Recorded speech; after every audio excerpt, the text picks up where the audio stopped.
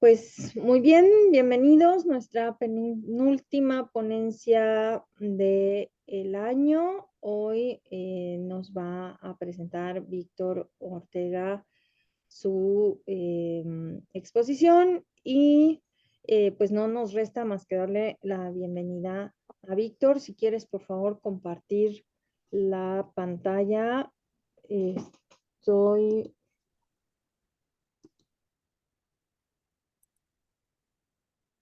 ¿Estamos listos? Perfecto, si la puedes hacer más grande. Es un trabajo muy bonito este que nos va a presentar Víctor, la verdad. ¿Lo puedes ampliar o todavía no? ¿Ya lo amplié? ¿Ustedes lo ven grande? No, no se ve grande. No, No, A ver, otra vez, otra vez. por favor. Bueno, Carlos nos puso la opción de la Universidad Autónoma del Estado de Morelos en el chat para que lo vean. Ahora sí, ya se ve perfecto. Muchas gracias, Víctor. Toda tuya la pantalla. Bueno, pues buenas tardes. Muchas gracias por el espacio para presentar este trabajo que pues nace de otro trabajo que hicimos el año pasado con motivo de los 100 años del fallecimiento de Carl Lumholtz.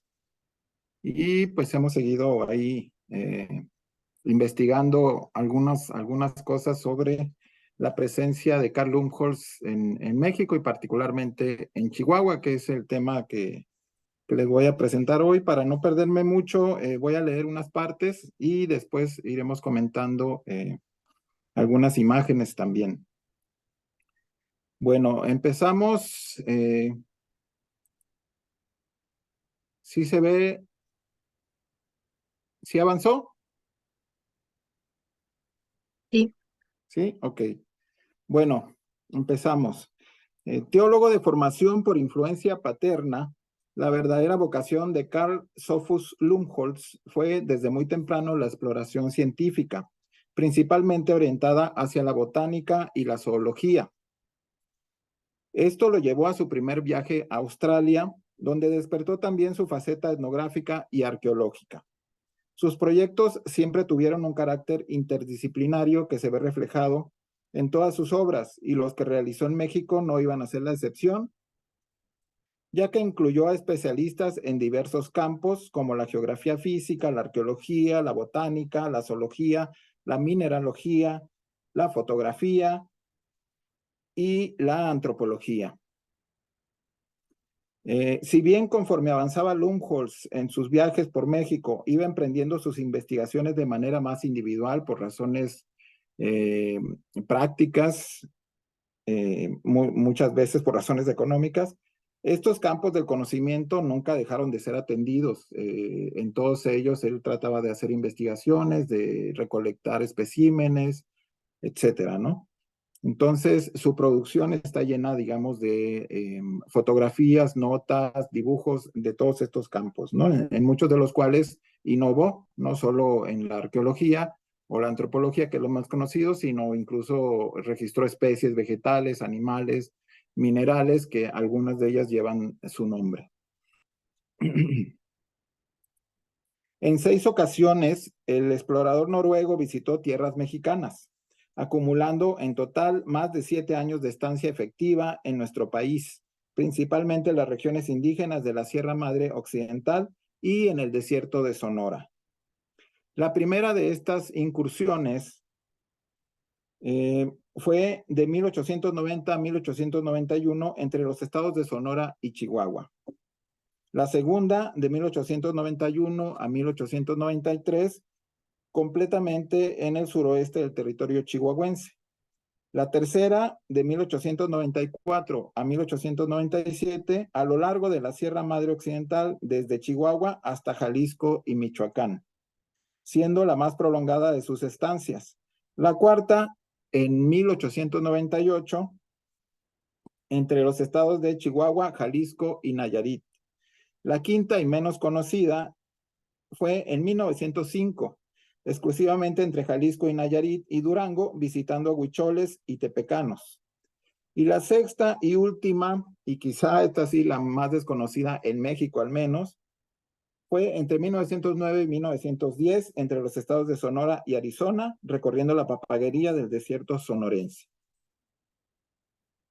Casi la mitad de todo este tiempo lo utilizó estudiando a los grupos indígenas del estado de Chihuahua, tanto tarahumaras como pimas, tubares y tepehuanes, de los cuales trata extensamente en su obra más conocida, Un Non México, publicada en 1902 en 2 volúmenes y traducida casi de inmediato al español en 1903 por encargo del propio presidente mexicano Porfirio Díaz, publicándola con el título de El México Desconocido. Esta obra compendia las primeras 4 exploraciones, es decir, de 1890 a 1898.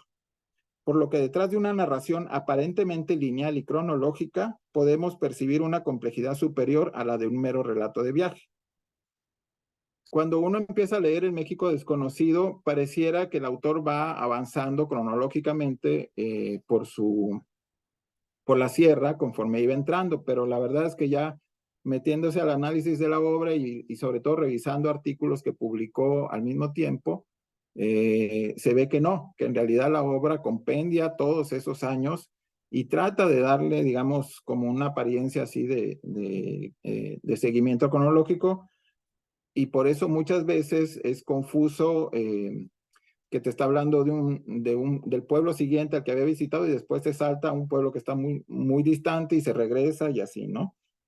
Durante la preparación de esta obra, Lumholtz publicó, además, en diversas revistas estadounidenses, varios artículos y cartas referentes a sus exploraciones mexicanas, donde podemos encontrar numerosos detalles que no quedaron en la versión final de la obra principal, por lo que su consulta resulta de gran interés. Las andanzas del explorador noruego estuvieron llenos de vicisitudes debido al contexto histórico particular en que se llevaron a cabo y al carácter singular de los grupos que constituyeron el centro de su interés.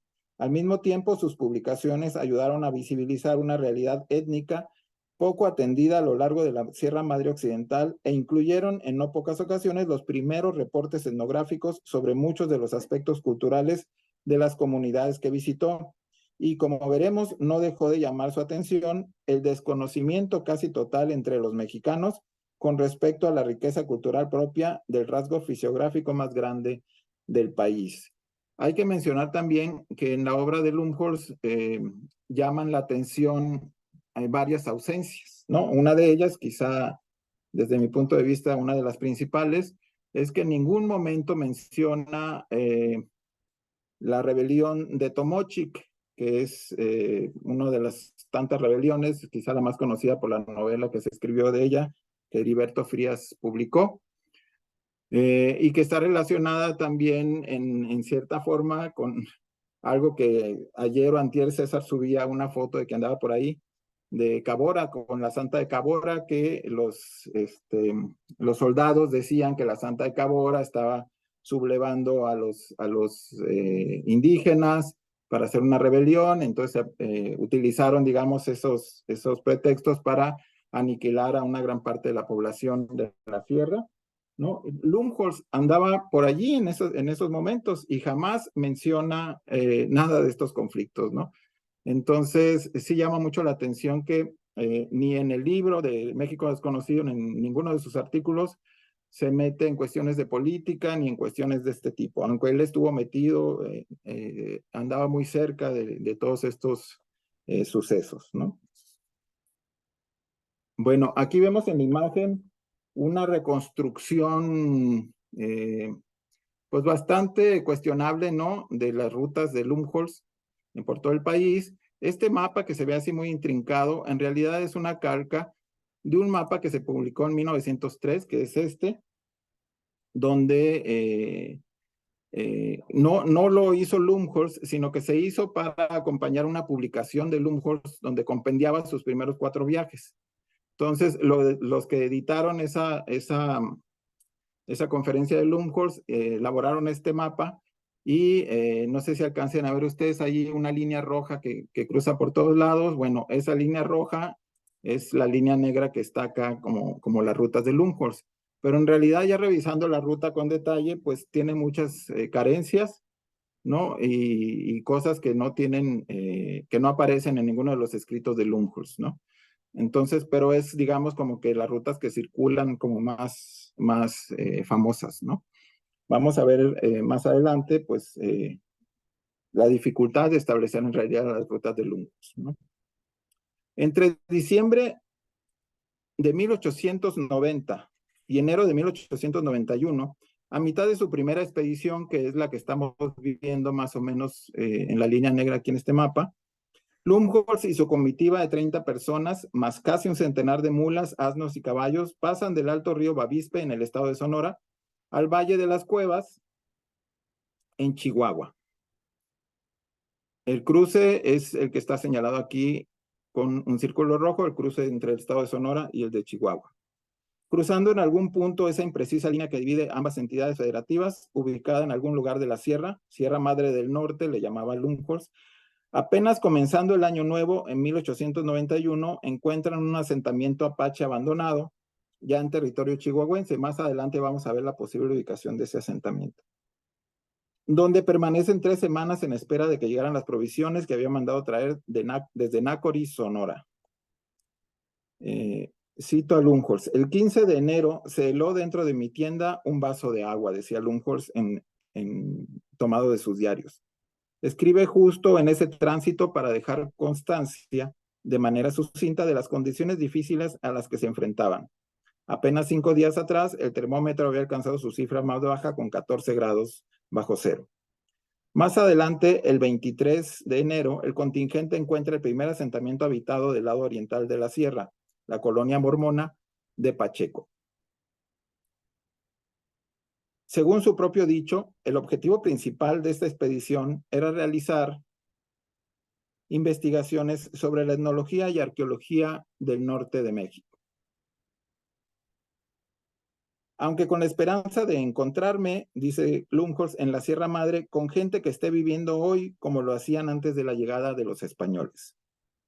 Una de las primeras cosas con las que se topa en sus recorridos, en efecto, son vestigios arqueológicos. Cito a Lumholtz: encontramos con todo rastros de habitaciones antiguas en forma de terraplenes de piedra que evidentemente habían servido para fines agrícolas. Está hablando de las terrazas. Y en algunos lugares se veían rudas fortificaciones. En la región oriental de la sierra encontramos considerable número de cavernas, y esto ya del lado de Chihuahua, que contenían grupos de habitaciones cuyos constructores generalmente yacían en cavernas separadas. En la misma localidad, así como en las llanuras de San Diego, esto es abajo de Casas Grandes, descubrimos numerosos cerros artificiales que cubrían grupos de casas de construcción semejante a las de las cavernas. Del fondo de ellas desenterramos como 500 piezas de alfarería de hermosa ornamentación. Estos son algunos de los sitios que él registró en Sonora todavía, este vaso, estas rocas con petrograbados y pinturas. Y aquí hay un dibujo, digamos, de lo que ellos interpretaron como un campamento apache. Y bueno, él iba registrando todo lo que iba viendo, ¿no? No pasarían desapercibidas más adelante las ruinas de Casas Grandes que Lumholtz se abstiene de describir por haberlo hecho ya hacía poco John Russell Bartlett en 1854 y Adolphe Bandelier en 1890 a 92. Aunque no se priva de explorar y excavar en esta zona, al tiempo que lo hace en otros sitios cercanos, como el Valle de las Cuevas y la Hacienda de San Diego. Aquí vemos más o menos en el primer círculo rojo de la izquierda el lugar donde fue el cruce de Sonora a Chihuahua. El segundo círculo es el Valle de las Cuevas famoso y el tercer círculo es ya la zona de Casas Grandes, la Hacienda de San Diego y todos los montículos que él describe, ¿no? Desde sus primeros reportes, el Noruega plantea la posibilidad de que los restos humanos encontrados en las cuevas mortuorias del Valle de las Cuevas, es decir, del Círculo del Medio, pudieran tener relación con los indios moquis que había conocido en Arizona, quienes decían provenir del sur. De igual modo, propone que algunas de las pinturas encontradas en la Cueva de la Hoya, muy cercana a estos sitios, hubieran sido obra de apaches, que reocuparon dichos espacios en tiempos más recientes. En términos generales, él mismo resume su primera entrada de la manera siguiente. Mi primera expedición me dio una noción bastante precisa de los contornos físicos de la región y del trabajo a realizar, pareciendo prudente dedicar el tiempo necesario a adquirir mediante trato personal con los tarahumaris un conocimiento exacto y científico de su carácter y costumbres.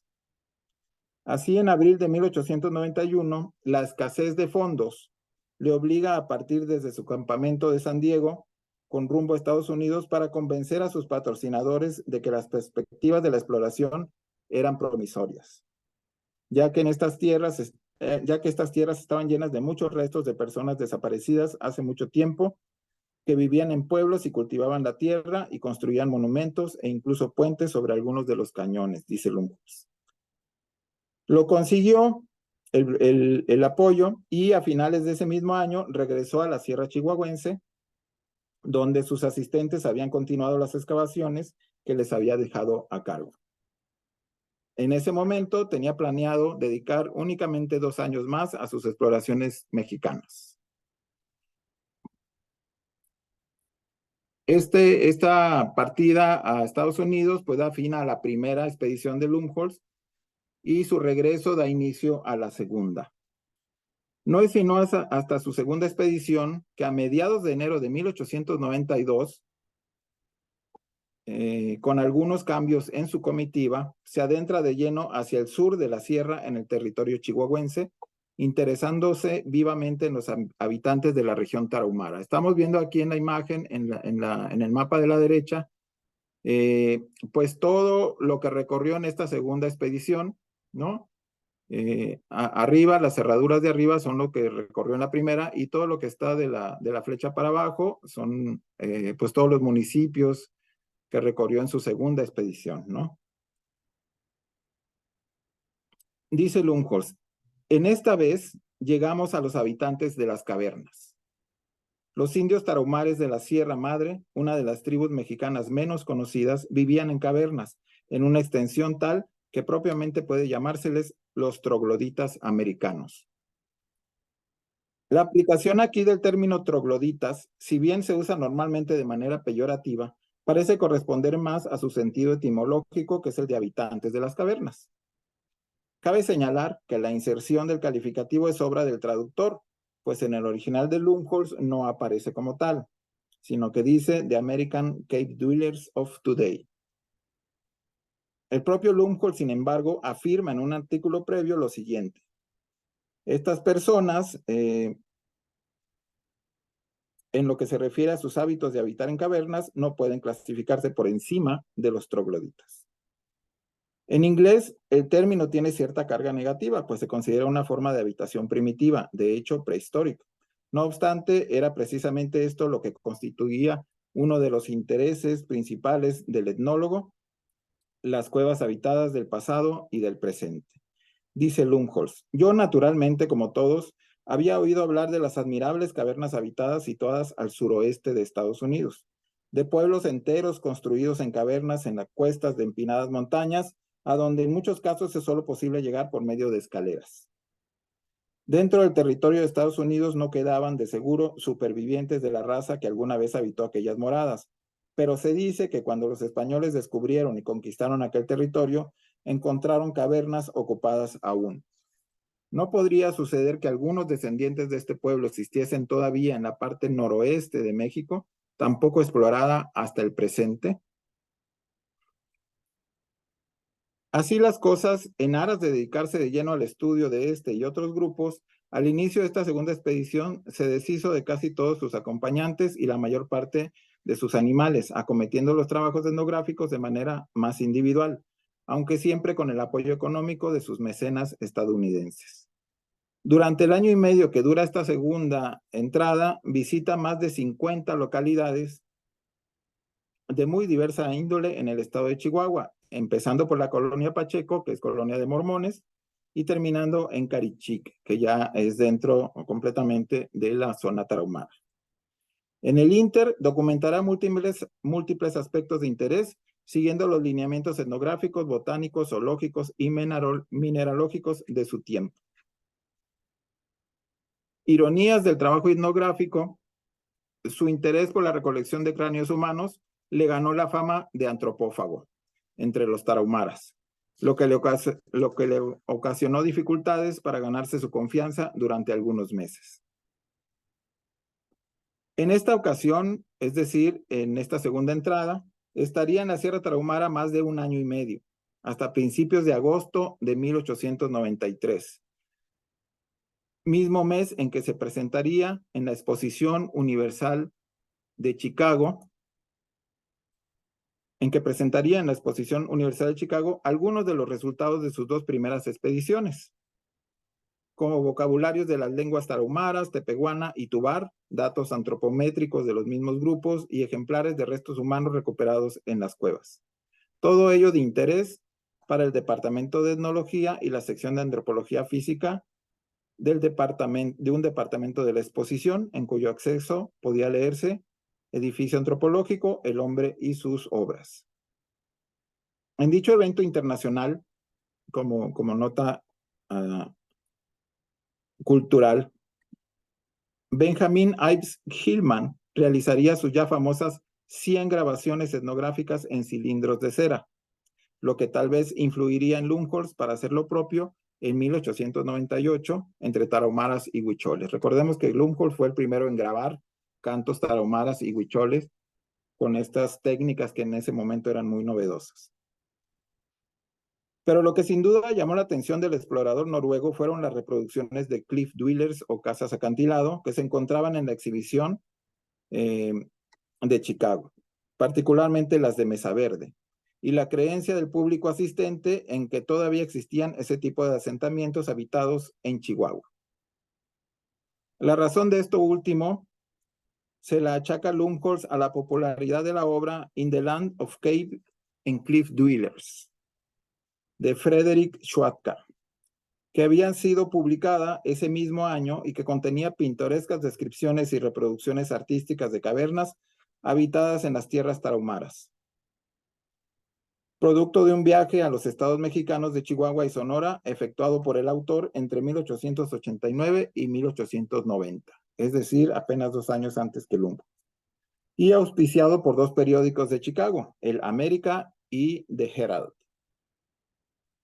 Dice Lumholtz al respecto de esta publicación y del autor: esta creencia se debe en cierta medida a la falta de atención y a una confusión de ideas, aunque gran parte de ella debe atribuirse a las declaraciones imprudentes de un viajero recientemente fallecido, a cuyas afirmaciones los antropólogos de América han dejado de atribuir cualquier peso durante mucho tiempo. Incluso en 1892, Schwatka llevó a Chicago a algunos tarahumaras, supuestos habitantes de las cavernas, mismos que Lumholtz aclara que procedían del pueblo de Yoquibo, un pueblo que el noruego conocía bien, pues recién había estado en él, por lo que no vacila en calificar a dicha obra y a su autor como una burda farsa. Entre tanto, estando ahí en la Feria Mundial, Lumholtz asistiría también al Congreso de Antropología de la Feria Mundial, celebrado igualmente en Chicago en 1893, de manera paralela y auxiliar a la Exposición Universal. Aquí presentaría algunos avances de sus estudios en Chihuahua bajo el título de Cave Dwellers of the Sierra Madre. Mismos que William Holmes reseñaría en una revista. No voy a leer la reseña, sino voy a leer una parte de lo que dijo Lumholtz en esa conferencia. Ofrece Lumholtz algunos detalles que Holmes no menciona en su reseña, como la distribución de los vestigios arqueológicos al norte y al sur de la sierra, y ciertas características de los grupos tubares. Dice Lumholtz: mientras que la parte norte de la Sierra Madre de Chihuahua tiene un número considerable de antiguas viviendas en acantilados y cuevas, a veces muy hermosas, además de algunas otras antigüedades, como casas cuadradas de piedra, fortalezas, etcétera, en la cima de las montañas, La mitad sur de la sierra está casi desprovista de antigüedades. Rara vez uno se encuentra con antiguas casas en cuevas. En su mayoría las he encontrado en la cabecera del río Fuerte, y los tarahumaris me dicen que fueron construidos por los tubares, una tribu ahora casi extinta que solía estar constantemente en guerra con los tarahumaris. Estas casas son muy sencillas. Las cuevas están totalmente tapiadas y las casas son de 1 o 2 pisos, según la altura de la cueva. No se encuentran otros tipos de ruinas, excepto en las sierras y valles contiguos de la Tierra Caliente. Esta parte sur de la Sierra Madre chihuahuense está habitada por la numerosa tribu tarahumari, mientras que hacia el sur se le unen los tepehuanes, de los cuales viven en Chihuahua unos 2000. Los tubares son sus vecinos hacia el oeste y los pimas hacia el noroeste. Esta es la región que Lumholtz define o delimita como la Tarahumara en el momento en que la visitó. Está extraída de una de sus publicaciones. También apunta Lumholtz a las diferencias entre los indígenas cristianos y los gentiles, siendo los primeros más afectos a vivir en pueblos y los segundos más proclives a habitar en cuevas, especialmente hacia el suroeste del estado, en la parte occidental de la sierra que colinda con Sinaloa. Otros grupos que, según el autor, comparten en alguna medida esta práctica habitacional serían los pimas, tepehuanes del norte y guarojíos, lo que es ahora los guarijíos. Otro dato de interés expuesto por Lumholtz es en su conferencia de 1893, allá en la Feria Mundial, es la primera descripción de la relación que tienen los tarahumaras con el jícori o peyote, ya que además de su uso medicinal y ritual, no es un recurso que se encuentre en su territorio, así que tienen que ir a recolectarlo hacia el oriente. Dice Lumholtz, los mexicanos lo llaman peyote. Este jícori y el otro jícori se encuentran creciendo en las cordilleras al este del ferrocarril central mexicano y los tarahumaris tienen que hacer un largo viaje para conseguirlos. Tienen que estar en el lugar antes del amanecer para estar presentes cuando se levanten los jícoris, porque según los indios se tapan por la noche. Más adelante en un mapa vamos a ver la ubicación del lugar donde iban a recolectar. Desde 1884, el ferrocarril central mexicano conectaba la Ciudad de México con Ciudad Juárez. En la región de nuestro interés corría desde Torreón hasta Chihuahua, cruzando por las ciudades de Jiménez, Camargo y Delicias, lo que significa que al oriente se encontraba el desierto del Bolsón de Mapimí, región donde en efecto abundaba el peyote, y habitaron los grupos indígenas conocidos históricamente como conchos y tobosos, entre otros. La peregrinación por todo el sur del actual estado de Chihuahua, desde la Sierra Madre Occidental hasta el Bolsón de Mapimí, habría implicado el cruce obligado por otros territorios indígenas, como el de los tepehuanes del norte, y es un itinerario cultural poco estudiado incluso hasta el momento. Algunos sitios arqueológicos ubicados en el sureste de Chihuahua son la Cueva de los Remedios, Cascada de los Chuzos y sobre todo el Tepetate, donde encontramos un petrograbado que podría estar representando un peyote. Amén de otros lugares como Cuatro Ciénegas y la región lagunera, ya en territorio coahuilense, con sus numerosos yacimientos arqueológicos. En otro artículo publicado un año después, en 1894, Lumholtz presenta más datos al respecto de la peregrinación de los tarahumaras por el peyote. Estos datos no vienen en el México desconocido, sino que vienen en los artículos que se publicaron aparte. Dice Lumholtz, estos jícori se encuentran creciendo en las sierras al este del ferrocarril central mexicano, particularmente en Santa Rosalía de Camerga, que es el Camargo actual. Cuando la tribu los necesita, 10 o una docena de tarahumaris comienzan a recolectarlos, primero usando incienso de copal en ellos mismos. El viaje es largo y los indios tardan 1 semana y 3 días en llegar a la Sierra Amargosa, actualmente llamada Sierra La Amargosa, donde principalmente se encuentra. Sin duda, hace referencia en primer lugar a la actual ciudad de Santa Rosalía de Camargo, ubicada a 140 kilómetros al sureste de la capital chihuahuense. En segundo, a la Sierra La Amargosa, situada a 64 kilómetros al este de la ciudad de Delicias, no menciona el punto de partida ni el camino seguido por el grupo, pero sí la duración del viaje, 10 días. Actualmente, ningún sitio arqueológico ha sido registrado en la Sierra de la Amargosa, pero sí algunos en la región intermedia entre Huachochic y Camargo, en los municipios de Nonuava, Valleza, Rosario, Satebó, Valle de Zaragoza, Saucillo y San Francisco de Conchos, que serían posiblemente los lugares por donde cruzaban esta peregrinación. Por lo que sería necesario revisar dichos registros, especialmente los de gráfica rupestre, para estudiar su posible relación con la peregrinación del peyote. Una de las opciones plausibles es que una parte del viaje se hiciera siguiendo el cauce del río Conchos, al menos entre Valleza y Camargo, ya que el agua sería un recurso indispensable a lo largo del camino, pero por lo pronto no tenemos más que hipótesis. Otro dato de interés respecto a esta peregrinación es el siguiente. El jícori se vende a los paganos en las barrancas, ya que son demasiado tímidos para ir por él ellos mismos. Lo que nos permite suponer que el punto de partida se situaba en la zona oriental de la región tarahumara, ya que las barrancas se encuentran muy al oeste. Lumholtz menciona 6 especies de jícori, al parecer todas oriundas de la región de la que estamos hablando.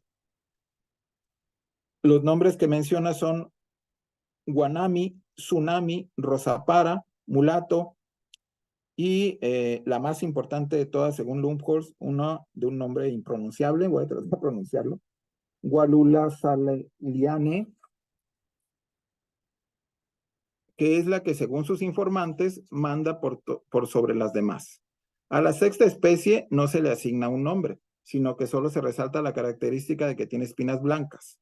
Esta última sería una especie usada con propósitos negativos para causar perjuicio a alguien, lo cual llama la atención, pues según la tradición, el jícori fue enviado por Dios para beneficio de los tarahumaras.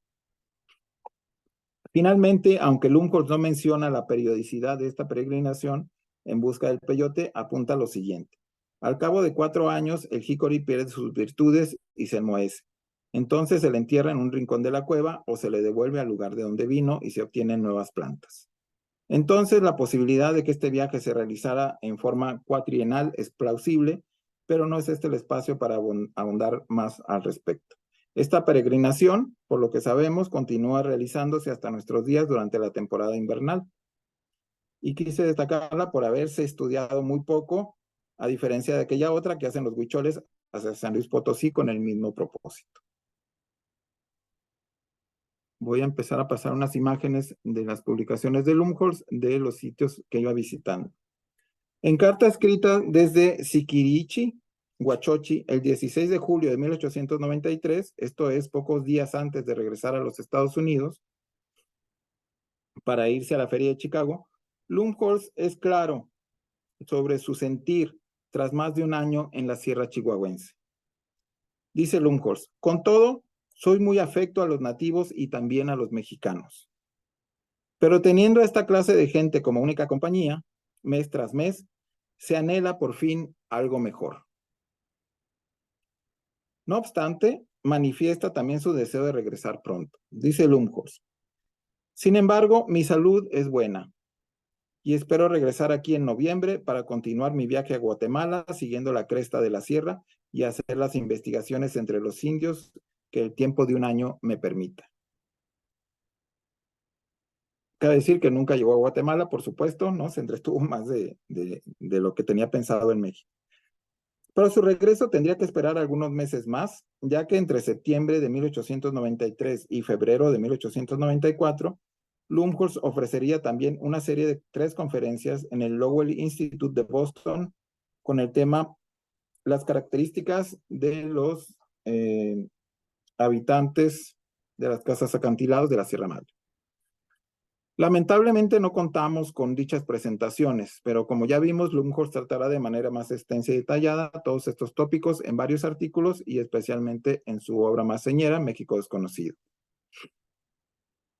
En esta obra dedica la mayor parte de los capítulos, que son los de corte más etnográfico, son sobre los tarahumaras, además de notas importantes sobre tepehuanes y tubares, con quienes pasa prácticamente la primera mitad de 1893 y de quienes se expresa en términos mucho más favorables en comparación con los tarahumaras.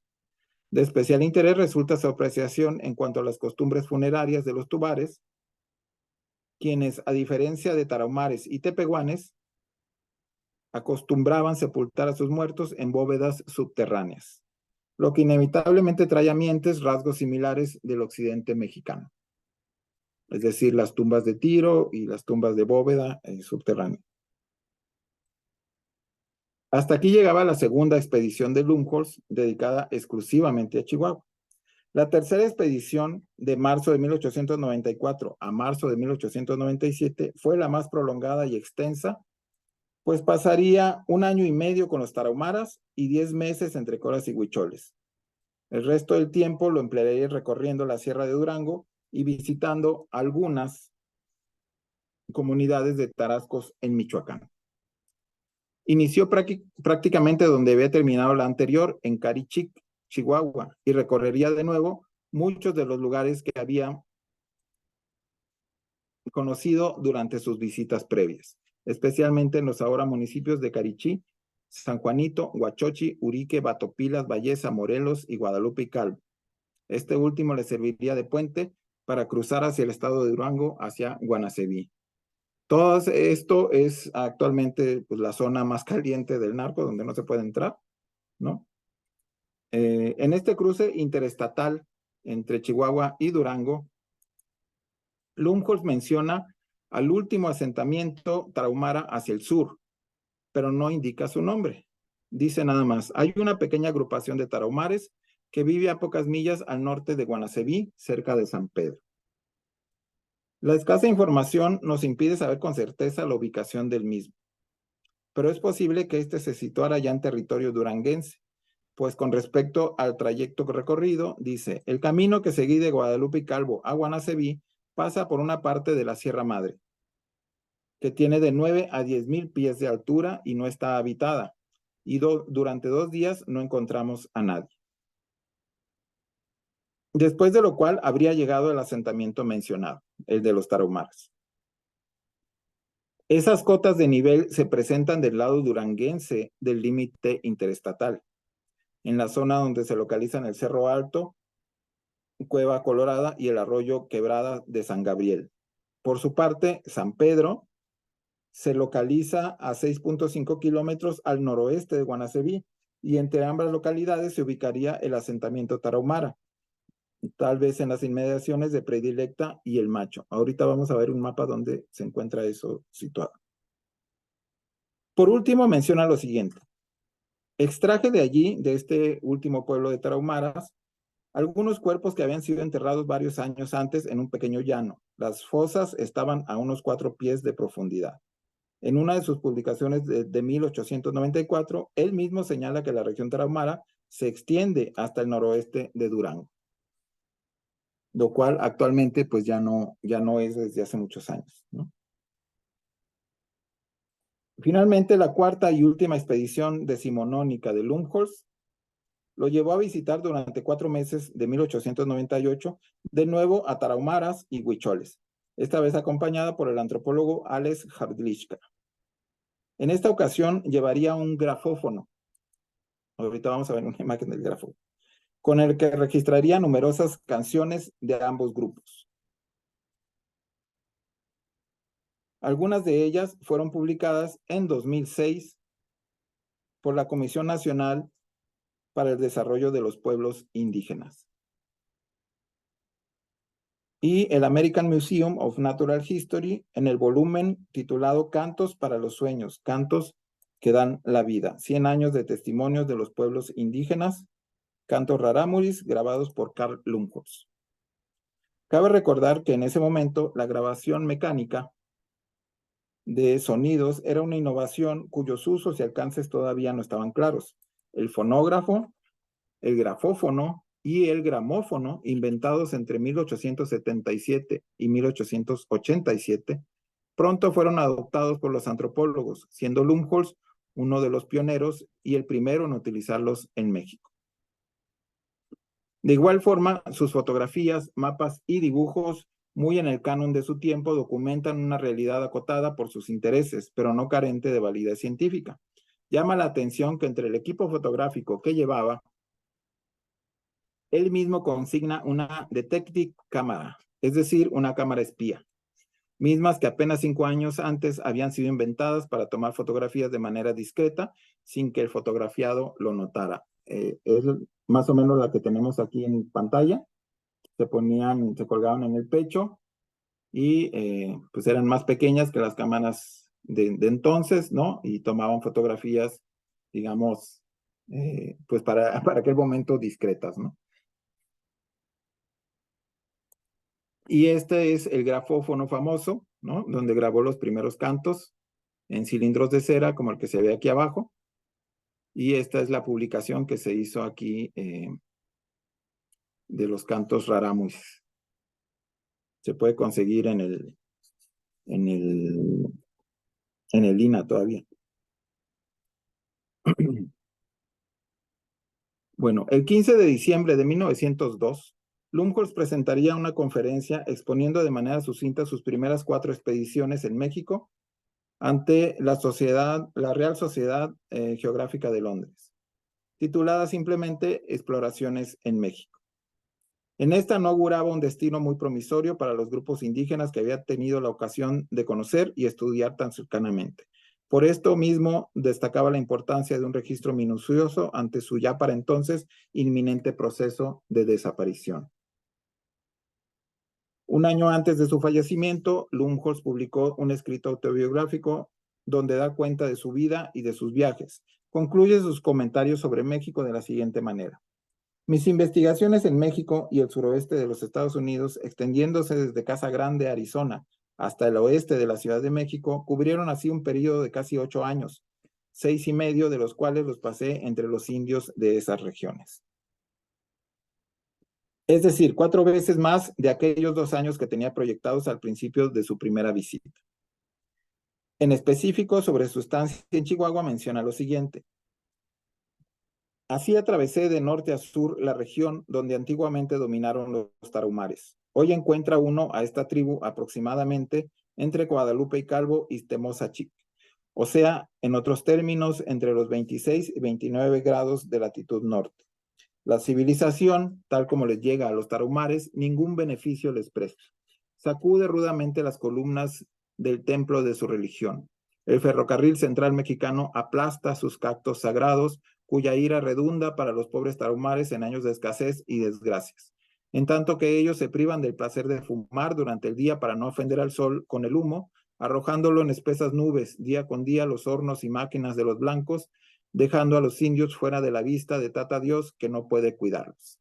En la locomotora misma ven la representación del diablo con larga lengua y crecida barba, dice Lumholtz. Con mucho, el noroeste y occidente mexicano fueron, de entre todos sus viajes, su mayor empresa y sobre la que más escribió, aunque no la última. Los inicios de la Revolución Mexicana dificultaron su continuidad. Más tarde, el estallido de la Primera Guerra Mundial frustraría también sus planes de exploración en Nueva Guinea, proyecto que trató de impulsar hasta sus últimos días. Aquí, en esta imagen, me di a la tarea de localizar todos los pueblos que menciona Lumholtz. Me faltan como 3 que no he podido localizar, porque los menciona muchas veces con los nombres que tenían en aquel momento y que cambiaron para después de 100 años, ¿no?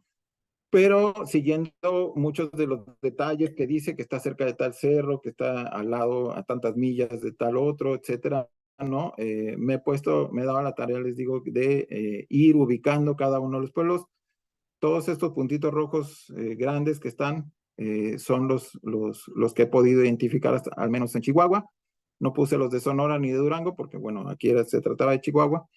Y los otros puntos que se ven también un poco rosas son todos los sitios arqueológicos que se encuentran registrados hasta el momento en el estado de Chihuahua. Entonces vemos que muchos de los puntos que visitó coinciden con otros puntos de alta densidad de yacimientos arqueológicos, y esto pues nos hace más sentido de lo que decía él antes, ¿no? De cómo hacia el norte de la sierra pues hay una mayor abundancia de yacimientos arqueológicos y hacia el sur pues hay en comparación mucho menos, ¿no? Como vemos acá. Claro que todavía no están registrados todos los sitios arqueológicos, ¿no? Falta mucho trabajo, pero se entiende un poco, bueno, lo que decía Lumholtz, ¿no? La flecha roja de arriba es el punto de entrada, por donde entra Lumholtz a Chihuahua, y la flecha roja de abajo es el punto de salida, por donde pasa de Chihuahua a Durango, y este último punto es el pueblo, el último pueblo de Tarahumaras, ya en el estado de Durango, que le tocó visitar a Lumholtz, donde recuperó aquellos muertos recién enterrados. En total, son 16 publicaciones, por lo menos, tal vez 18, entre artículos, cartas, conferencias y libros en las que Lumholtz trata sobre sus andanzas en territorio chihuahuense, casi siempre refiriéndose principalmente a los tarahumaras y en segundo término a los tepehuanes y tubares. A estas publicaciones habría que sumar las 3 conferencias presentadas en el Lowell Institute de Boston, de las cuales no tenemos conocimiento de que han sido publicadas. En 1916 apareció también un artículo a su nombre titulado Los Tarahumaras en la efímera revista The Soil, pero consistía únicamente en el extracto de una parte del México desconocido, por lo que no ofrecía información nueva. Todos estos puntos que están en el mapa son mencionados en el México desconocido y en los artículos publicados aparte, ¿no? Aquí vemos un detalle más de su primera entrada, los puntos rojos. Les digo, este primer punto rojo aquí podría ser el campamento Apache que menciona al principio, recién entrado a Chihuahua, después la colonia Pacheco, la colonia García, que son colonias ay, se me fue el nombre, este grupo religioso, ¿cómo se llama? Bueno, ahorita me acuerdo. Menonitas. Los mormones. Mormones. Mormones, sí, son los grupos mormones. Todas estas colonias son mormonas. Entonces él llegó a estas colonias mormonas donde dice que lo recibieron muy bien, ¿no? Y de aquí, este de acá sería el Valle de las Cuevas, ¿no? Donde, hoy famoso, ¿no? Donde están muchos de los sitios arqueológicos de casas acantilado o cliff dwellers, que primeramente documentó, y para acá pues estaría ya Casas Grandes, ¿no? La Hacienda de San Diego y otros puntos que él visitó, ¿no? Esta sería la primera entrada. La segunda entrada y tercera entrada sería cuando ya recorre todos estos otros puntos del suroeste de Chihuahua hasta su límite con Durango. Este círculo que ven acá es el área que él menciona donde iban los tarahumaras por el Peyote, en la peregrinación del Peyote, partiendo de los pueblos de por aquí, seguramente de Huachochi o de alguno de los pueblos cercanos a Huachochi, que Huachochi era como una capital o algo así. Y bajando la sierra, siguiendo el cauce del río Conchos, llegaban hasta Camargo y bueno, toda esta región es la que él menciona por donde pasaba el ferrocarril central mexicano, aplastando los cactus sagrados, ¿no? Entonces, 10 días empleaban los tarahumaras en esta peregrinación y otros 10 días de regreso, ¿no? Para recolectar el peyote o las diferentes especies de peyote que menciona Lumholtz, ¿no? Como comentarios finales, les leo lo siguiente. En una carta dirigida a Joaquín García y Cas Balceta, fechada el 20 de junio de 1891, Adolphe Vandelier expresaba su sentir en torno a algunas de las expediciones realizadas en el norte de México, y en particular a la de Lumholtz, que recién comenzara unos meses antes, en 1890. Decía Vandelier: se han formado o se han intentado formar varias empresas científicas con el fin de explorar algunas regiones de nuestro suroeste, pero hasta ahora solo una llegó a efectuarse. Bajo la dirección de un noruego que jamás había puesto un pie en América, que no entendía ni media palabra de español, que jamás había hojeado ni una sola obra tocante a la historia de México y que era incapaz de distinguir un manuscrito del siglo XVI de una piedra de Chalchihuite. Bajo la dirección de semejante individuo, insisto, un cuerpo de entusiastas americanos entró en Sonora para investigar las antigüedades de aquel país. Hasta ahora han logrado, en menos de 8 meses, gastar más de 13,000 pesos y piden aún más dinero, sin ofrecer más resultados que unos cuantos artículos publicados en revistas populares. Pero, en fin, así es nuestro público ilustrado. el que más ruido mete se lleva el premio, decía Adolf Bandelier de Lumholtz. Tal vez ese nunca haber estado en América, no hablar el español y su desconocimiento sobre la historia temprana del continente sirvan más para apreciar mejor el trabajo de Lumholtz que para denostarlo, pues así y todo nos legó una serie de obras científicas, literarias, gráficas y sonoras llenas de datos y matices que hoy, a 100 años de su último viaje, siguen siendo de gran valor para entender aquel México indígena de finales del siglo XIX, tan desconocido hoy como entonces. Finalmente, como una nota curiosa, va lo siguiente. Durante su tercera expedición, inmerso en el corazón de la Sierra Madre, entre aquellos trogloditas paganos, Lumholtz se encontró de nuevo con uno de los indígenas que habían sido llevados a Chicago por Schwatka, aquel que había escrito aquel libro que criticó Lumholtz, en 1892, como supuestos representantes de las culturas trogloditas de Chihuahua, de las que hablaba en su libro. Queriendo saber sus impresiones del mundo civilizado, Lumholtz le preguntó al Tarahumara, ¿qué te pareció Chicago? A lo que para su sorpresa, el gobernador Tarahumara le contestó, sin inmutarse, pues se parece mucho aquí, le dijo. Y bueno, hasta aquí llegaría, ya me comí mucho tiempo, y nada más, pues comentarles, establecer la ruta de Lumholtz.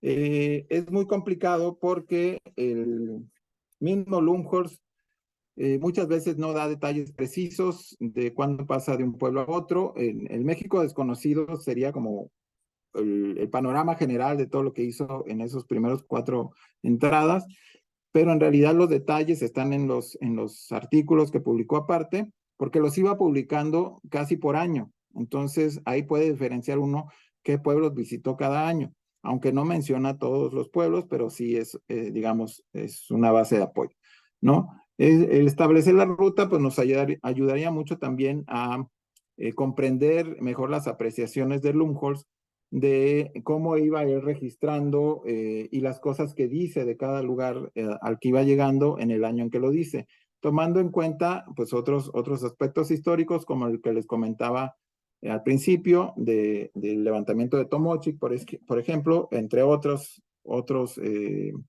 eventos de la época, ¿no? Entonces, pues yo poco a poco he ido reconstruyendo los lugares más o menos para poder establecer esta ruta como la siguió Lumholtz, que entraba y salía, ¿no? Aquí yo creo que la parte de Chihuahua es la parte más difícil para establecer la ruta de Lumholtz. Uno, porque pues en Chihuahua fue donde pasó la mitad del tiempo que estuvo en México, Lumholtz. Es el lugar que más visitó Lumholtz. Y otro, porque precisamente aquí, como lo visitó más y varias veces, visitaba en muchas ocasiones los mismos lugares. Entonces, a veces cuando habla de un lugar, por ejemplo, de Nabogachi o de Cusihuiriachi o todos esos, compendia lo que hizo en sus múltiples visitas y lo presenta como una sola visita. Entonces, pues esto complica un poco entender también que hable a veces de cosas que todavía no pasan según el relato del México desconocido, pero que él ya les está contando como si ya hubieran pasado, ¿no? Entonces, bueno, el trabajo que yo estoy haciendo de reconstrucción aquí también a mí me sirve pues para entender las referencias arqueológicas que hace Lumholtz. Muchos de estos sitios pues actualmente ya no existen o muchos de estos sitios también no se han registrado todavía oficialmente en registro arqueológico y entonces eso nos ayudará también para completar el mapa arqueológico de Chihuahua, ¿no? Entonces, bueno, esto es un panorama obviamente muy general de lo que hizo Lumholtz en Chihuahua y pues hasta aquí lo dejaría. Muchísimas gracias. Muchas gracias, Víctor. Pasamos a nuestra sesión de comentarios. Antes, por favor, los que no, hoy somos poquitos, yo creo que les agarró frío. Los que no han puesto su asistencia en el chat, por favor, háganlo para que yo pueda tomar la asistencia. Por favor, Carlos Casas. Hola. Bueno, yo mandé aplausos, pero sí iba a participar cuando los compañeros hicieran sus aportaciones. Bueno, entonces ya que soy el primero, pues felicitar al compañero, muy interesante. Siempre el área aridoamericana, ¿verdad? Tiene mucho donde investigar, ¿verdad? Estas culturas pues bueno, ¿no? Siempre se centran la mayoría de los investigadores en Mesoamérica y es como las culturas más grandes, ¿no? Y estas, pues, a veces muy pocos les ha interesado. Yo tengo dos, uh, bueno, una pregunta y la otra es una aclaración que me sonó interesante. La primera es, ya que hablas de región, ¿no? En la parte nos pusiste hasta un mapa donde está delimitada la región. Es un concepto pues muy problemático, definir región, lugar, espacio, ¿no? Entonces, la región, pues hay muchos que lo definen, por ejemplo, con puntos de conexión entre ciudades, sociedades, otros lo definen con criterios económicos, otros con criterios geográficos, ¿no? Con la geografía humana famosa que se fue generando. Entonces, me interesaría mucho saber qué criterios usó Lumholt para delimitar esa región. O sea, ¿por qué le llama una región a esa área? Esa es una pregunta que la primera. La segunda, dices que en la segunda expedición del siglo XIX lo acompañaba Alex Herlicker. ¿Se refiere al antropólogo de la teoría monogenista asiática? Eso es todo. Muchas gracias. Sí, bueno, respondiendo a la segunda pregunta, sí, es él, el mismo. Cuando iba empezando, Alex Hrdlicka acompañó a Lumholtz y luego, bueno, su primera entrada a México de Hrdlicka fue con Lumholtz y le ayudó ahí a analizar muchos de los entierros que Lumholtz se llevaba para Estados Unidos y a tomar, de hecho, publicaron 2 artículos juntos sobre cráneos trepanados que recuperaron ahí en la región Tarahumara. Están publicados, no traducidos al español, pero están publicados por ambos, ¿no?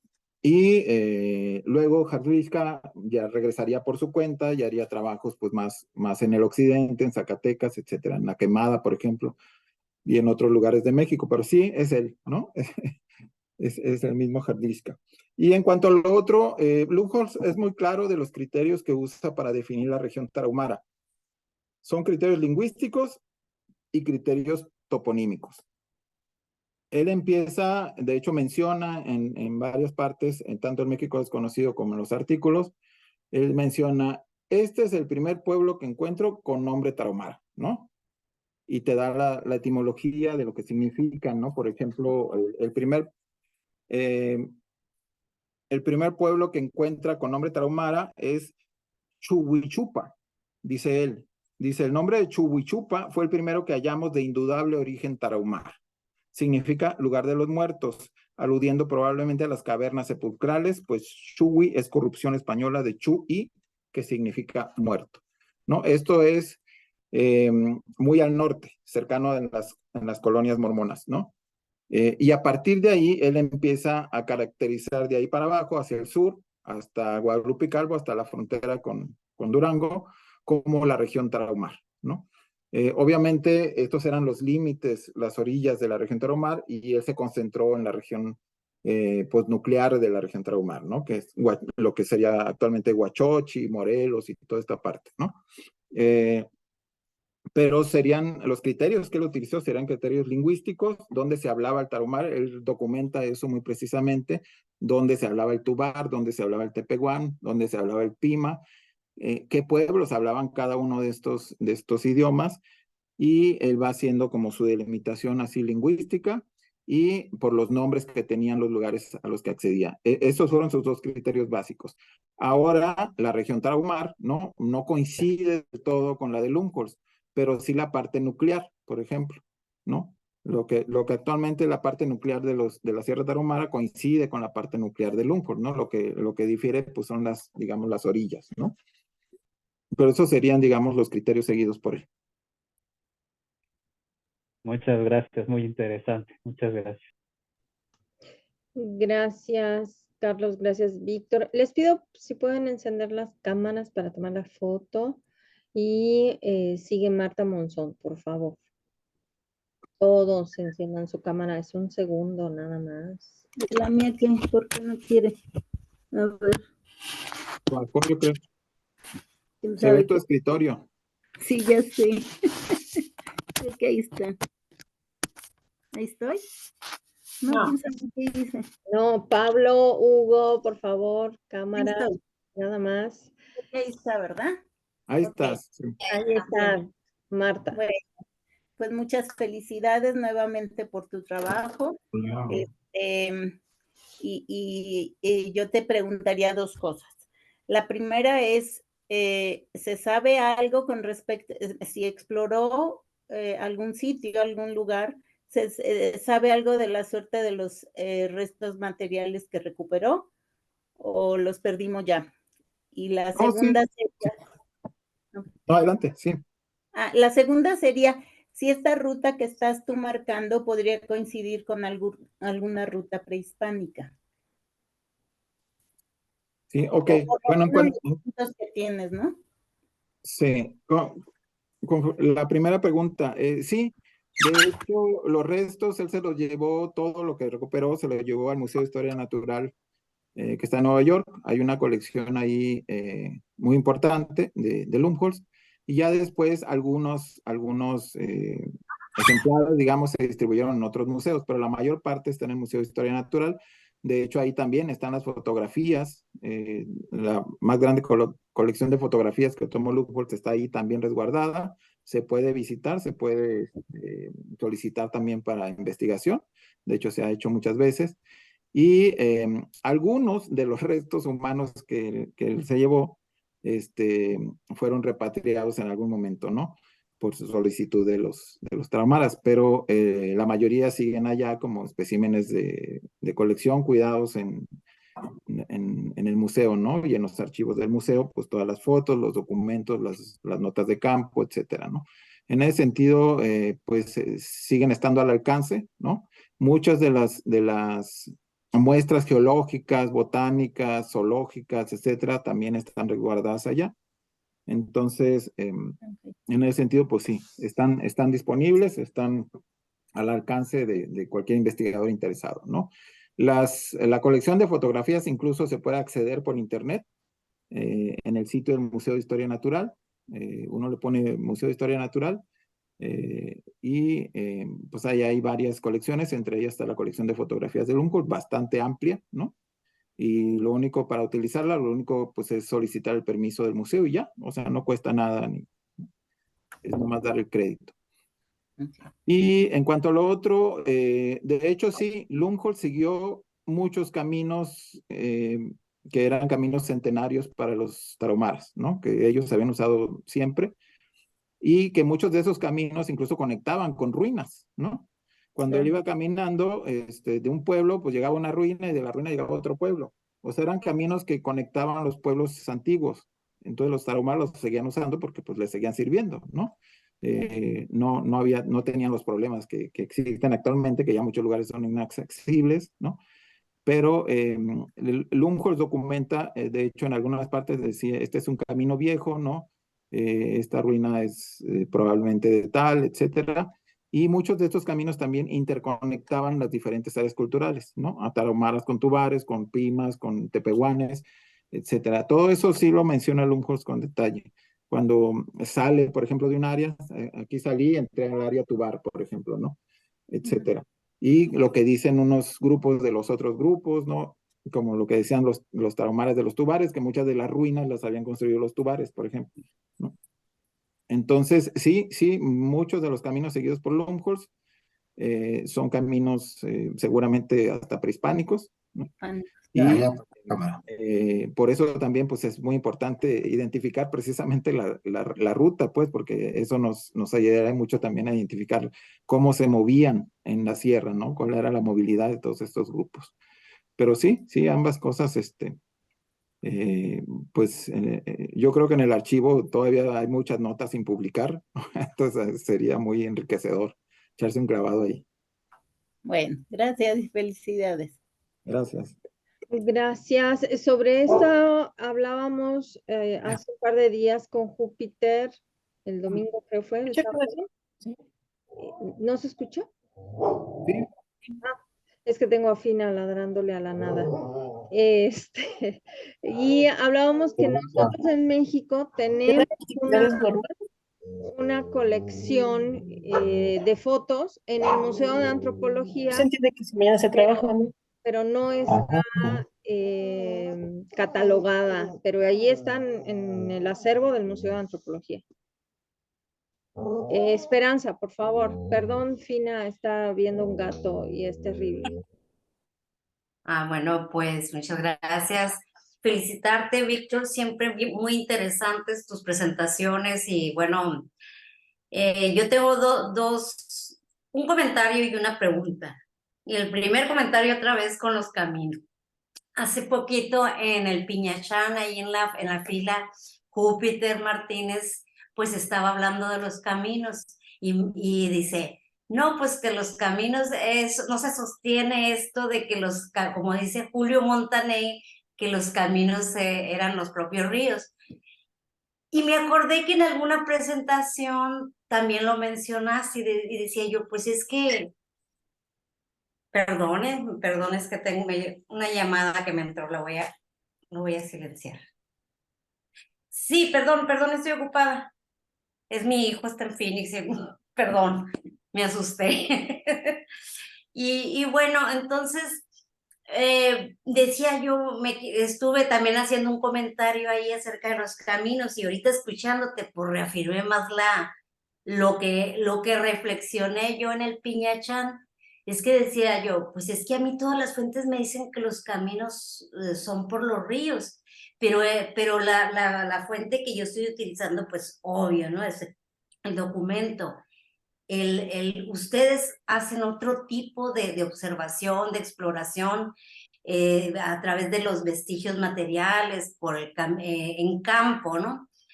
Entonces, por allá me cayó el 20, es que decía yo, bueno, finalmente, a lo mejor para los grupos, a las sociedades indígenas, no a lo mejor, yo creo que estoy muy convencida, ellos no necesitaban los ríos, pero los misioneros sí. Los misioneros necesitaban tener esa ruta por lo que ellos necesitaban, ¿no? En función de la necesidad. Pero para los pueblos, las sociedades indígenas no era necesario porque conocían el espacio, porque estaban sus referentes, sus lugares sagrados, etcétera.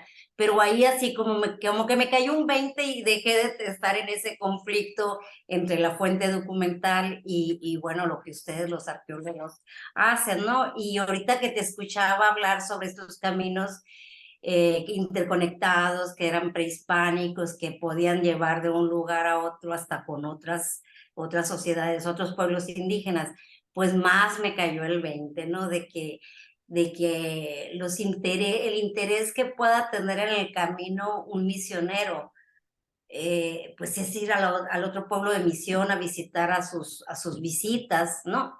Valga la redundancia, a visitar a estas sociedades que están en un pueblo de visita, etcétera. Para las sociedades indígenas, pues no requieren los ríos, pues. Entonces no necesitaban el camino que los llevara por el río. Bueno, esa es una de las reflexiones. Ojalá pues tú puedas comentar algo al respecto. Y la otra, ya que tú has profundizado mucho en todo este trabajo de Carl Lumholt, sobre el vaso azteca que mencionan de Bacadehuachi. Yo he trabajado mucho Bacadehuachi y además pues tengo un proyecto en el que hago la catalogación de los bienes muebles históricos de los templos. Y pues obvio que esa pieza pues era muy importante, ¿no? Encontré en otra comunidad un objeto también raro, prehispánico. No creemos que sea de esta región. Tiene, yo diría que más rasgos de sociedades más al sur, ¿no? Pero aquí está en una comunidad. Entonces, No es que se parezca mucho, pero es el único objeto que he podido catalogar así algo parecido, ¿no?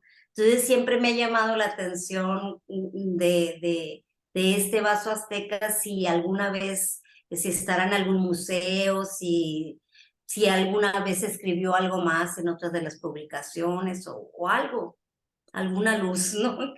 Que me pudieras dar en ese sentido. Bueno, sí, empezando por esto segundo, en el único lugar donde menciona esta pieza Lumholtz es en el México desconocido y no da mucha información. Hasta donde yo sé, esta pieza se quedó en una colección particular, no está en el museo, ¿no? En alguno de sus patrocinadores, ¿no? Se la quedó. Pero es muy probable que esa pieza haya llegado muy posteriormente en época histórica a estos lugares, pues, ¿no? Ocurre así, por ejemplo, a mí me tocó registrar una pieza parecida en Tacuichamona, en Sinaloa, como parte de una iglesia también. Ahí la tenían en una pieza así, pues parecía más del sur del país, ¿no? Pero era parte, digamos, de la estructura del templo y la tenían ahí guardada en la escuela, ¿no? Entonces, por ahí debo tener las fotos porque pues la registramos y todo, ¿no? Para un proyecto. Entonces, yo pienso que más bien podría ser como una especie de práctica de incorporar este tipo de elementos, sobre todo edificios religiosos, ¿no? Para que los indígenas se sintieran más identificados, ¿no? No tanto de que fueran piezas que estuvieran ahí prehispánicamente, ¿no? Desde la época prehispánica. Entonces, pero lamentablemente de esta pieza que mencionas no hay más información en ninguna otra publicación de Lumholtz. Quizá, como dije hace rato, pues en sus notas de campo pudiera él haber escrito un poco más, pero en las publicaciones desafortunadamente no proporciona más información de esa pieza, ¿no? Porque de entrada su paso por Sonora fue muy rápido. Y esa pieza fue una de las primeras que documentó él. Casi fue de los primeros vestigios arqueológicos que encontró en Sonora, pero como él iba a Chihuahua directamente, porque iba a buscar las cuevas habitadas, pues registró muy rápidamente su paso por Sonora y ya más bien se detuvo en Chihuahua, que era lo que le interesaba, ¿no? Las cuevas habitación, ¿no? Entonces yo creo que igual y por eso no tomó muchas notas en Sonora. Sí, y de hecho menciona 4 o 5 sitios arqueológicos en todo su tramo por Sonora. Y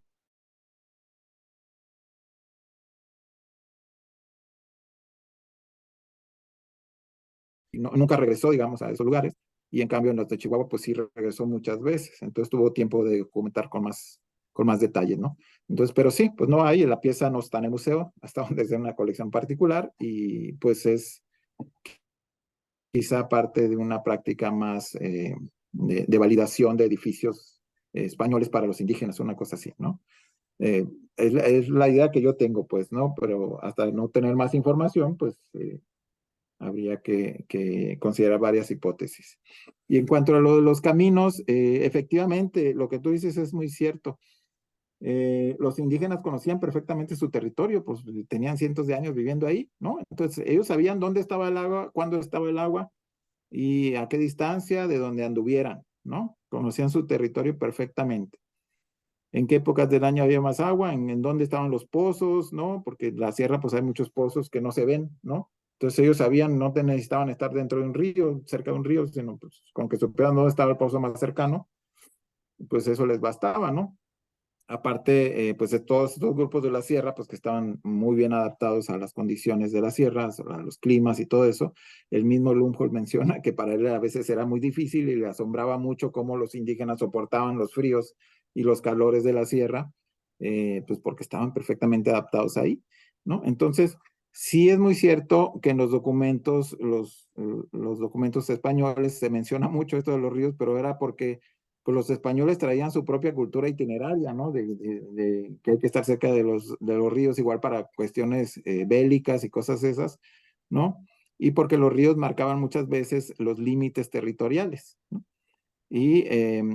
Pero pues acá la lógica geográfica era otra, ¿no? Aquí se trataba de conocer el territorio para sobrevivir en él, no tanto de fijar límites y todo esto, como hemos dicho en otro trabajo, parece ser que aquí pues los límites, como los que estamos acostumbrados ahora, límites políticos que necesariamente colinda un territorio con el otro, pues no era la práctica prehispánica acá, ¿no? Más bien era un territorio, había un campo de nadie y seguía el otro territorio, ¿no? No había, digamos, estas líneas duras que tenemos ahora en la geografía. Y de hecho lo mismo pasaba en la Europa medieval, o sea, había un feudo, había un campo de nadie y había otro feudo, ¿no? No había estas líneas duras, ¿no? Entonces, esta es una lógica como geográfica muy moderna, pues ya del siglo XVII para acá. Esto de establecer límites que colinden necesariamente uno con otro.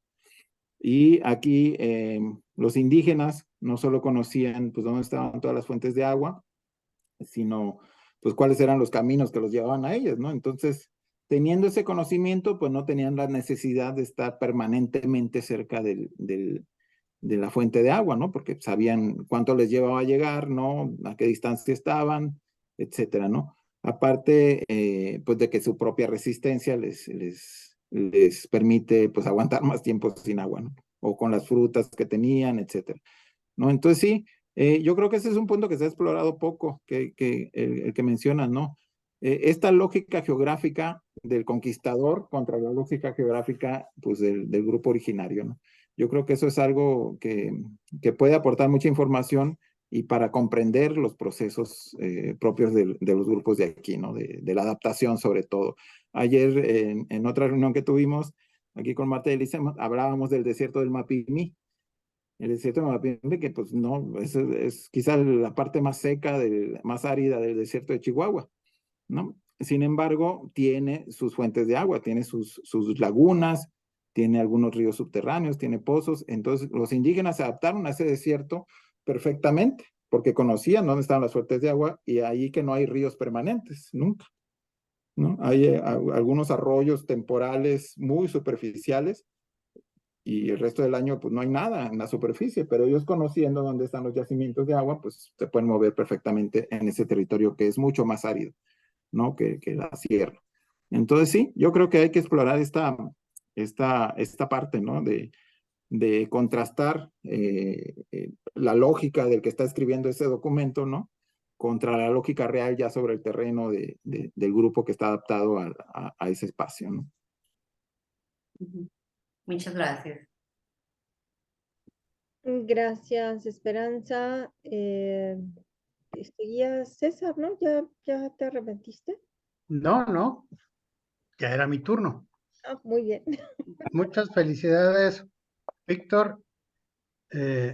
Efectivamente, como mencionaste ahorita, el paso de Lumholtz por Sonora en su primer viaje fue muy corto, pero mi pregunta iría hacia la segunda expedición que hizo hacia la parte de el río Magdalena, la región de trincheras hasta llegar al Pinacate, o sea, lo que él llamó la papaguería. Mi pregunta va en este sentido. ¿Tú sabes quién le patrocina estos trabajos de la segunda expedición a Sonora? Porque lo único que yo sé, allá por 1990, que se cumplían los 100 años de la entrada a México, se intentó que se publicara esta segunda expedición a Sonora en español y lo único que se logró es que la Universidad de Arizona hiciera una reedición de la publicación en inglés sobre esta segunda expedición a Sonora, pero nunca me quedó claro si seguía teniendo el patrocinio de los museos o ya fue otro el patrocinio de esta expedición que abarcó el noroeste de Sonora. ¿Tú qué información tienes? Bueno, la reedición de los 70, creo que la patrocinaba la Universidad de Albuquerque, una cosa así. Si mal no recuerdo, no tengo por aquí el ejemplar. Y la reedición. Pero la expedición de Lumholtz estaba relacionada más con la Universidad de Arizona, una cosa así, que era parte de sus patrocinadores, ya no eran las personas de Nueva York, ¿no? Quienes le habían patrocinado sus primeros viajes a la Tarahumara. Este ya lo hizo él por más interés propio que para vender, digamos, sus viajes, pues, ¿no? Él, precisamente cuando pasó por Sonora, recabó cierta información que le generó después interés de regresar a Sonora, ¿no? A la papaguería, cosa que no pudo hacer en el primer viaje, que sí lo menciona en un artículo de 1891, él menciona que tiene interés de quedarse más tiempo en Sonora, pero que en ese momento su objetivo principal es la Sierra de Chihuahua por las cavernas. Esa era la idea que él había vendido a los patrocinadores de Nueva York, que eran tanto el museo y la universidad de, ¿cómo se llama? Ahí donde estudió Gamio. ¿Cómo se llama? Bueno, y varios particulares que le habían financiado. Eran como 5 particulares, se los menciona en ese artículo de 1891, menciona a todos los que lo patrocinaron para sus primeros viajes de la sierra, ¿no? Pero ya para el segundo, creo que es una particular, una mujer, y la Universidad de Arizona, creo que son los que le patrocinan ese viaje a la papaguería, que es el sur de Arizona y pues toda la parte norte de Sonora, ¿no? Desde el río Concepción para arriba, ¿no? Entonces, ahí se pasa un año él en esta parte de la papaguería. Y precisamente cuando hicimos el coloquio el año pasado por los 100 años de la muerte de Lumholtz, pues platicábamos sobre pues lo curioso que este segundo viaje a Sonora no sea tan conocido en México, a pesar de que pues fue un viaje muy largo, hay un libro de ese viaje, ¿no? Pero que no se haya traducido al español nunca, como que no hay mucho interés, pues, como que el México desconocido es así como que la estrella y nadie ve más allá del México desconocido, ¿no? Entonces, yo creo que sí valdría mucho la pena una traducción, ¿no? De ese libro y también una compilación de varios de sus artículos, porque mucha de la información que traen los artículos no vienen en el México desconocido. Entonces, le decía yo a Elisa pues medio en broma, ¿no? Que habría que hacer la traducción, ¿no? El año pasado de ese, precisamente porque a Elisa le tocó presentarlo en el coloquio Lumholtz del año pasado. Y la verdad es que es un libro que de lectura súper ágil, no para nada, está mucho mejor escrito que el México desconocido y muy ameno, ¿no? Y todos los datos que presenta son también pues muy útiles para no solo la arqueología, sino la antropología de toda la región de la Papaguería, ¿no? Ahí sí que pues habría que buscar más bien, la última edición que se hizo de ese libro fue la de los 70. Se han hecho algunas reimpresiones por los mismos que la editaron, pero no ha habido ya una edición nueva ni una traducción nunca. Bien, muchas gracias. Gracias. Solo aporto que Gamio estudió en Columbia, con Boas. Sí. Bueno, no estudió con Boas, la verdad. Bueno, Solo tomó una clase con Boas y tomó 4 clases con Bandelier. bueno, lo influyó en su vida. No lo influyó para nada. Gamio no fue alumno de Boas nunca. Pues dicen. Pues eso dicen, pero La es nieta falso. dice, ¿no? Eso es falso, ya lo investigué. Muy bien. Hagamos la traducción. Bien, ¿algún otro comentario? ¿Alguna otra pregunta? Yo tengo una. Sobre los arrieros que llevaba Lumholtz. No nos los mencionaste, entonces, ¿qué nos puedes hablar de eso, no? Porque creo que no solamente eran los caminos, sino la gente, los guías que lo estaban llevando, y Lumholtz llevaba un montón de gente, ¿no? Eran esas expediciones que todavía se hacían con mulas y caballos, pues sobre todo mulas, ¿no? Que está la foto de Lumholtz con las mulas. ¿Hay alguna referencia de esos arrieros, guías? Pues hay muchas menciones, bueno, nunca se refiere a ellos como arrieros, ¿no? Pero hay muchas menciones más bien anecdóticas de lo que pasaba con todo este contingente, ¿no? De hecho, es solo en la primera expedición y al inicio de la segunda es cuando él lleva todo este contingente de mulas, caballos y todo esto, ¿no? En realidad ya empezada la segunda expedición se deshizo de todo eso Lumholtz porque vio que le convenía más ir solo o con poca gente para que lo recibieran mejor. Como que le tenían más confianza cuando iba solo o con dos personas, ¿no? Entonces, cuando llegaba así con todo el equipo, pues como que no lo veían con miedo, o lo veían con desconfianza, quizá por la situación política que estaba en ese momento pasando en la Sierra de Chihuahua, ¿no? Pero Lumholtz se deshizo muy rápido de todo eso y las menciones que hace son, pues, de que cargaban todas esas mulas, por ejemplo, pues todo su equipo fotográfico, sí siempre lo siguió llevando, una mula con las placas y las cámaras y todo eso, se deshizo de todas las mulas que llevaban comida, más bien la comida la iba consiguiendo donde iba llegando, adoptó esa estrategia mejor, ¿no? Y no llevaba, digamos, cargadores así como tales, llevaba muchas mulas y muchas se le cayeron en la sierra, se le desbarrancaron, ¿no? Menciona una que llevaba dinamita, que se le desbarrancó y que fue a chocar por allá y afortunadamente no explotó. Y otra que llevaba sus cámaras que también se les desbarrancó y que afortunadamente no cayó al precipicio porque pues hubiera perdido ahí mucho equipo, ¿no? Pero esto de hecho, ya analizando lo que dice Lumholtz de eso, es más bien le estorbaba para avanzar, ¿no? O sea, él emprendió esa expedición así porque así había emprendido la anterior que había hecho en Australia, ¿no? Entonces era como la manera en que se hacían estas expediciones en el momento. Pero Lumholtz se dio cuenta rápido de que pues, aquí no iba a funcionar, que en la sierra no iba a funcionar, porque avanzaba muy lento, lo veían con desconfianza y en realidad no la necesitaba para lo que él quería hacer, ¿no? Que era documentar, tomar fotos, llevar muestras, etcétera.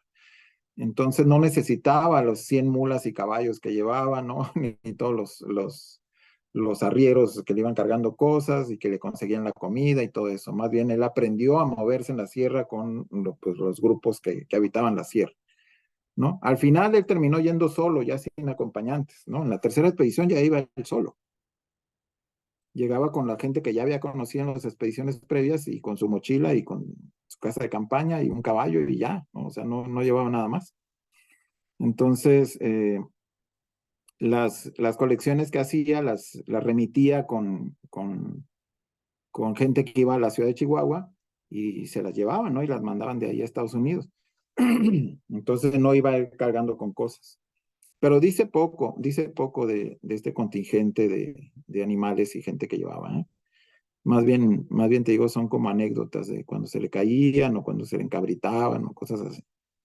Pero no habla mucho de las características, pues, de cómo estaba organizado ese contingente. Claro, qué lástima. Esos datos siempre valen la pena, ¿no? Tenerlos.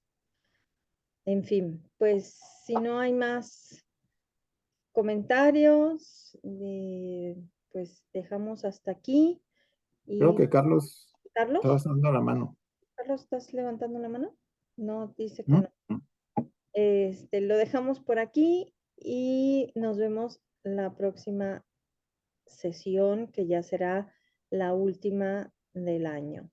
Les agradezco a todos la paciencia y nos vemos la próxima sesión.